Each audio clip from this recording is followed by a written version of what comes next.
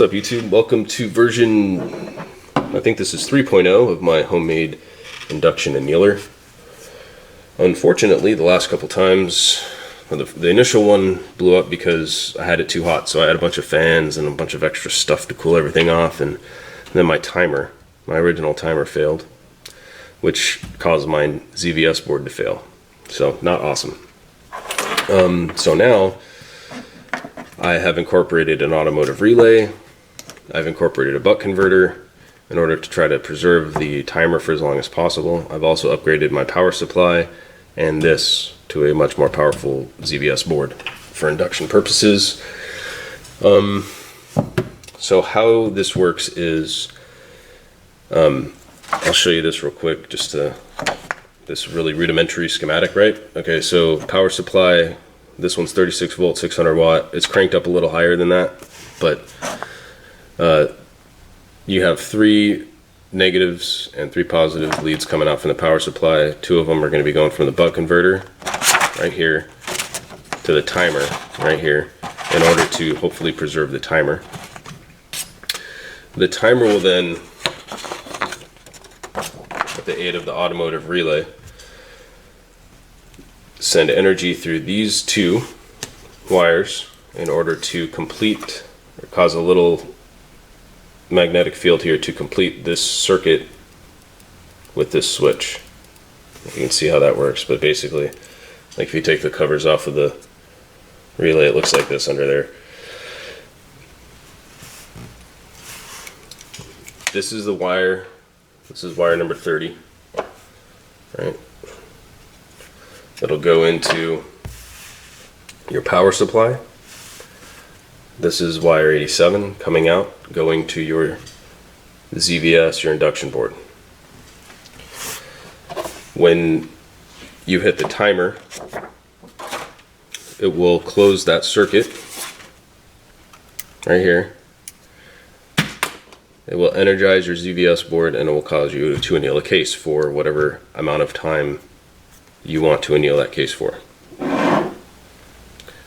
So you can see I have some Templac here, and I've already tested this, so this is kind of the time that I want to run, but this is 1150 Templac on this side, and you can see it really didn't color change at all. And if you can't see it, just take my word for it, it didn't color change at all. And this is 1000 degree Templac. And it began to color change right below the shoulder junction here. This is where it started to color change. Now let me go ahead and anneal a piece of brass for you.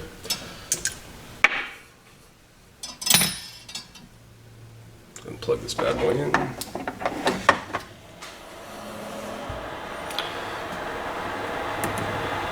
So we're running 40 volts from the power supply being turned up. Piece of brass is in the coil. There we go.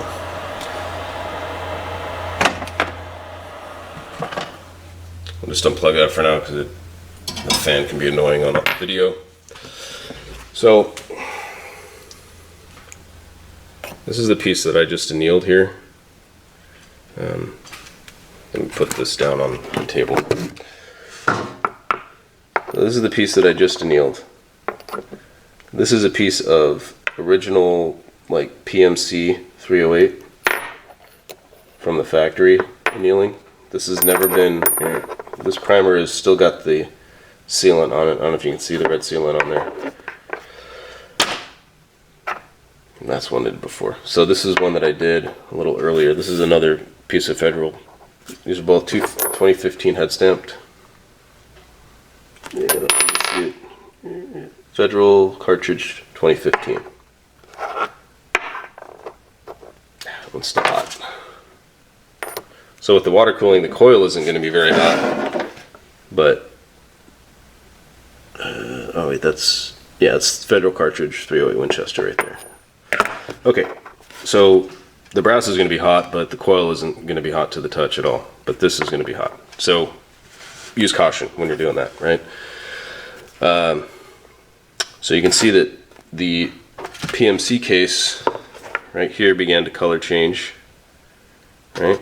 And then my Federal is color changing here, and this is the previous one is color changing about the same height, right? The reason why I show you that is to show you that I'm not over annealing things, because some people think that, you know, if you get any heat transmission or color change down below the shoulder, you're ruining your case. But I mean, this is a completely original factory PMC case, and the only reason why I'm showing you that one is I don't have another one to show you. But you can tell that I'm not even annealing it really as far as that original PMC. I mean, granted, these two are Federal and this is a PMC, so you know the alloy makeup is probably different, the thickness is going to be a little different, but I mean in general it's going to be somewhat close to annealing time.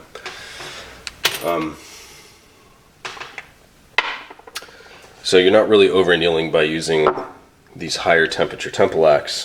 In fact, I think based on that article that I'm going to link to, most people are not getting their brass hot enough at 750, because I think that's where most people are pretty much stopping their annealing. Once they get to 750, they're like, okay, that's enough or that's too much, and then we'll, you know, leave it there or back down a little bit. It's like you probably need to go a little further, albeit with the caveat that just based on color, you can't tell really how effective an annealing has been just on color. And I'll show you that with this piece of Lapua. I mean, this is not that piece of Lapua, because that's already primed.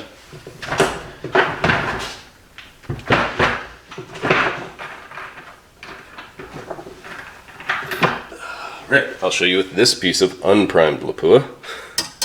So I don't want to blow myself up or blow up a primer.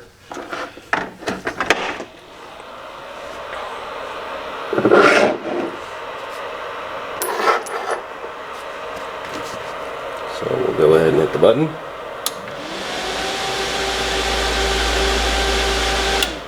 Okay. Grab that out. You can see that there's hardly any color change on this case. There's a little at the neck, but really that case is pretty much the same color,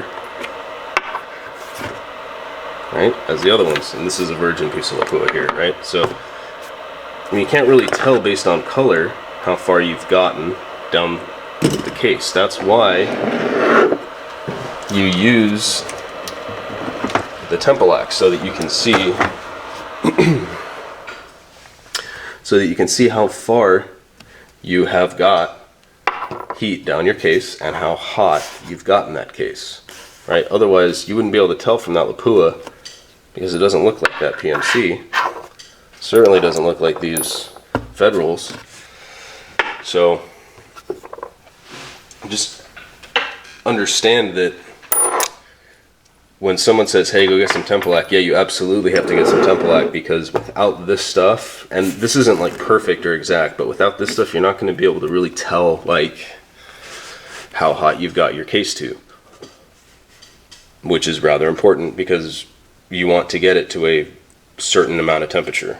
The other way to do it is by looking at it, which I can't really show you really well right now because I'd have to turn the lights off and it would be a pain. But if you get some glow down toward, like, you know, you want the whole neck to be glowing and then start to get a little glow down toward the shoulder, that's pretty much where you want to be. That'll get you to this level right here. So that's pretty much how this newer version works, with the addition of the little automotive relay. I can't tell you if it's going to last as long or longer, because I only just finished this thing up a couple days ago, and I annealed probably 15 or 20 cases just for this video. So the one thing I can say is definitely have some extra cooling fans for your ZVS board. I have a big fan in the back, like way in the back behind there, that when I have it plugged in, I mean, it's really loud, but it blows a ton of air past all of my little buck converters and my timer and my relay, and try to keep everything cool, because I think that's part of the problem last time.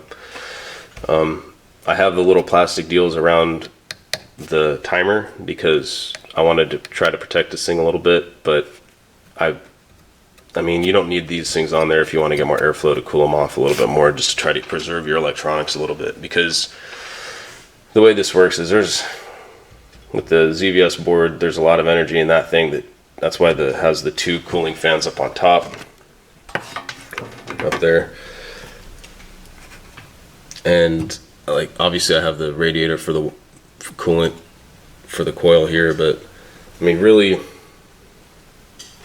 that's pretty much my exact same setup that I had before, with the benefit of the buck converter and the relay here, in order to try to preserve the timer, because the timer failed and caused the failure of my ZVS board, essentially, on my previous one. So anyway, hopefully you guys have found this update helpful. Hopefully you didn't immediately go out after my other video and start to buy stuff, that same exact stuff, because I have a little bit more stuff that you want to buy probably, or now I have a slightly improved version. But again, like I said in my previous video, like, I'm not an electrician or some kind of electrical engineer. This may be like not, I'm almost certain this is not optimized as much as it could be. So take everything that I just said with a grain of salt, but this seems to work okay for now.